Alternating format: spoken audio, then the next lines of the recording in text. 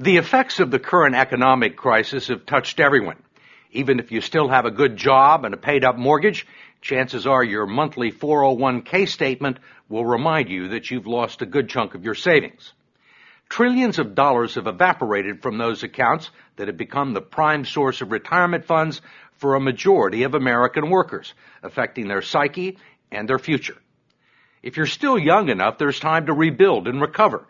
But if you're in your 50s or 60s or beyond, the consequences can be dire. And it's drawing attention to the shortcomings of a retirement system that's jeopardized the financial security of tens of millions of people.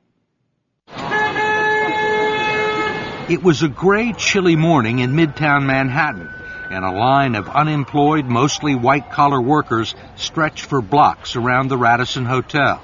More than 1,000 middle managers, stockbrokers, consultants, secretaries, and receptionists had come here hoping to find a job. If you are just arriving, please step this way. Good morning. It was called a career fair, but there was no merriment here, only a whiff of desperation. Do you have any openings in the IT industry? Many of these people had been out of work for months and burned through their liquid assets, their future even bleaker than the present. Alan Weir, who turned 60 this month, showed us his latest 401k statement, which he hadn't had the courage to open up. I'm afraid. You're going to open it now? You want me to? Let's do it. There's good reason for his trepidation. Nearly half of his life savings have vanished in a matter of months. It went down again. How much are you down overall? About $140,000. Do you think you'll ever get it back? I'll probably never see it come back. I was looking to retire probably when I hit 62. You can't do it now. I'll probably be working until I'm at least 70. I'm a Microsoft Office diva. Until she lost her job, Kathleen Coleman had spent nearly 30 years working as an executive assistant on Wall Street. She doesn't have much to show for it. Tell me about your 401k. Does this answer the question? This is what it was in 2005. 2007, you're down below 2005. Right.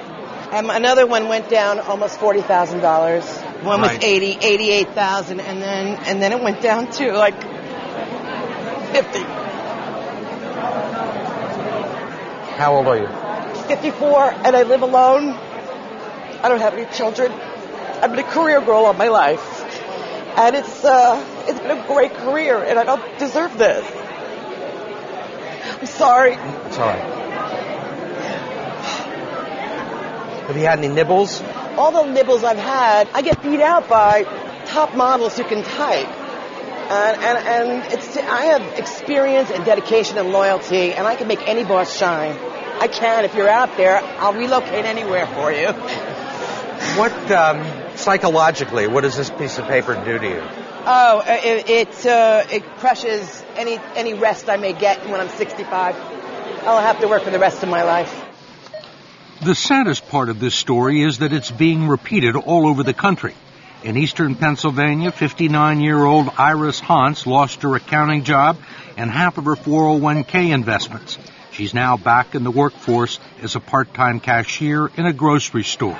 Your debit card. You have a great day. In Dearborn, Michigan, Terry and Donna McNally are barely holding on. He lost his sales job in August. The condo they bought 15 years ago is worth less than their mortgage, and 40% of his 401k retirement savings is gone. Donna is the main provider now. Let me hear you count to 10. Can you count to 10? 1, 2, Running a daycare center out of their home. 6, 7, 8, 9, 10.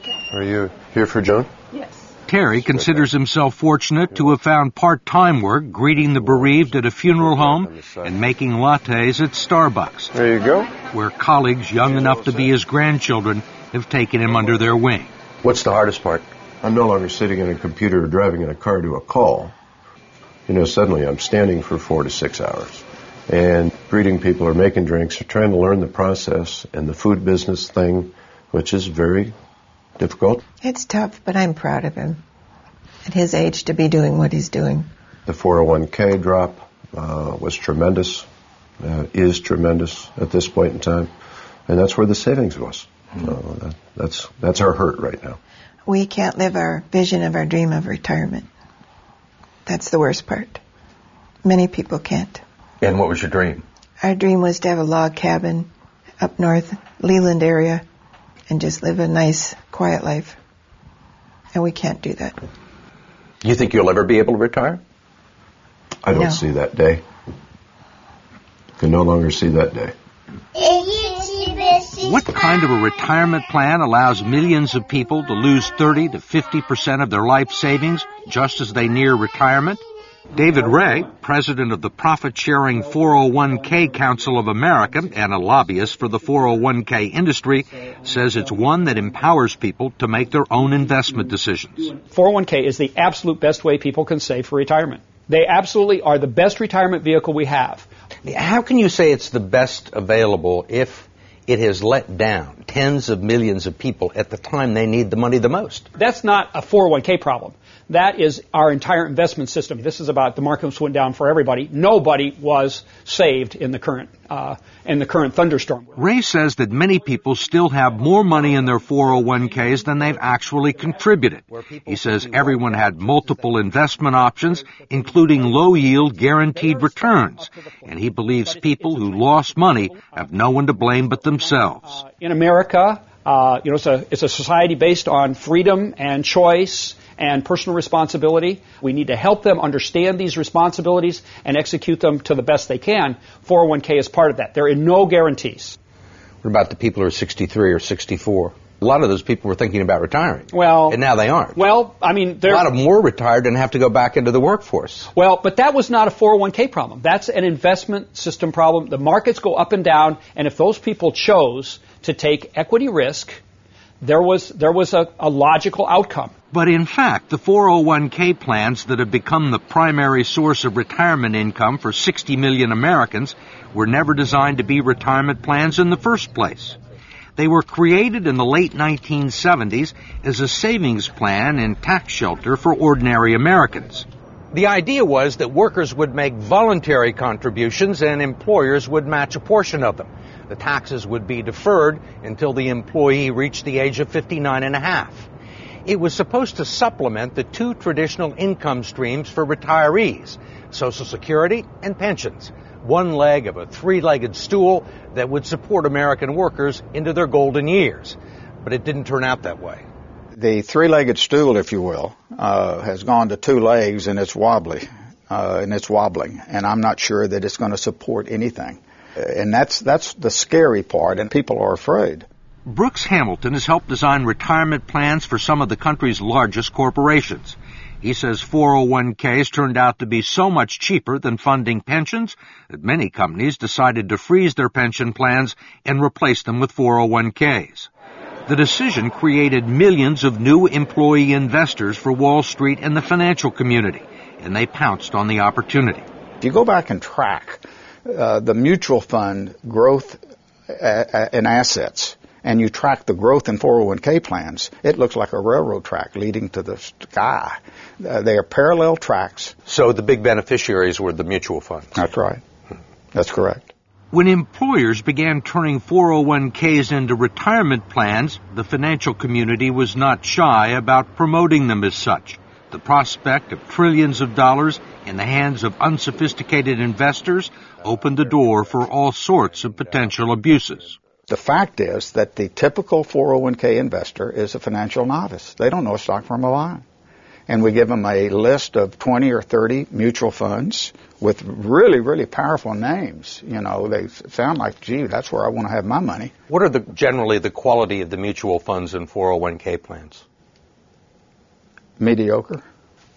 I'm going to be real honest with you. With half the funds on the list, really dogs, what people would characterize as dogs, shouldn't be on the list to start with. There clearly has been a raid on these funds by the people of Wall Street, and it's cost the savers and the future retirees a lot of money that would otherwise be in their account, independent of the financial collapse. Representative George Miller of California is chairman of the House Committee on Education and Labor and a staunch critic of the 401k industry, especially its practice of deducting more than a dozen undisclosed fees from its clients' 401k accounts. Now you got a bunch of economic wizards jumping in and taking money out of your retirement plan, and they don't want to tell you how much. You can't decipher it in simple English, and they're not interested in disclosing it or having any transparency about it. And most of the people that look at their 401ks have no idea that these fees are being taken out. No. Where would you find it? Where would you find these fees in this prospectus?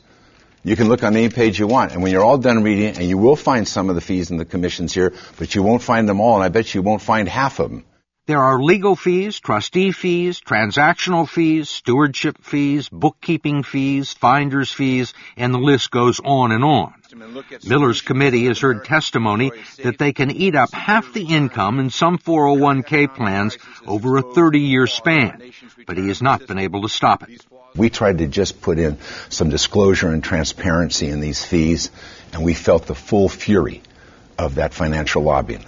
David Ray, a lobbyist for the 401k industry, says he favors disclosing the fees, but his partners in the financial industry don't. You think most people know these fees exist? I think they know that there are fees. They don't know exactly how large they are. Why do you think the financial services industry is opposed to fee transparency? I don't know that they're opposed to it. I think the issue is... You don't think they're opposed to it? Well, they want to keep... You're a lobbyist in Washington, right? You know they're opposed to it. George Miller hasn't been able to get a bill to the floor. I think they want to keep the systems as simple and not make changes.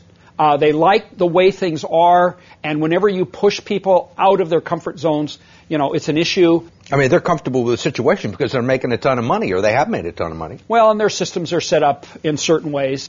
This is going to be a big change. We wanted to ask David Ray, who's been so bullish on 401k plans, one last question about what the future holds for people like Terry and Donna McNally and Kathleen Coleman, who you met at the beginning of this story. Dedicated, loyal, I can be there, there's nothing standing in my way. Thank you.